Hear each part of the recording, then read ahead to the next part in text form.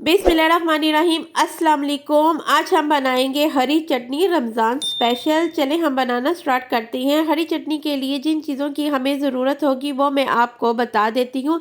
सबसे पहले हमने पुदीना लेना है। पुदीने की एक गट्ठी ली है और जो हरा धनिया है वो पुदीने से थोड़ा सा ज़्यादा हमने लेना है। और 4 अदद जो है वो हरी मिर्चें ली, 6-7 जवे जो हैं वो लहसुन के लिए हैं, 1 टेबलस्पून नमक लिया है, 1 टीस्पून ज़ीरा लिया है।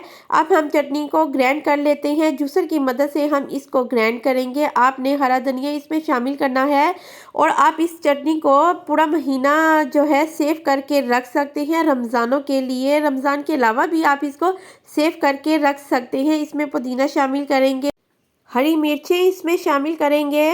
हरी मिर्चों के बाद जो है हम इसमें 6-7 जवे जो लहसुन के लिए थे वो इसमें ऐड करेंगे।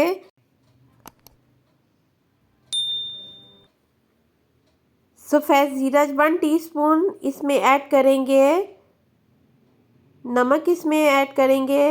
इसके बाद आपने हाफ कप जो पानी है वो इसमें शामिल करके इसको ब्लेंड कर लेना है।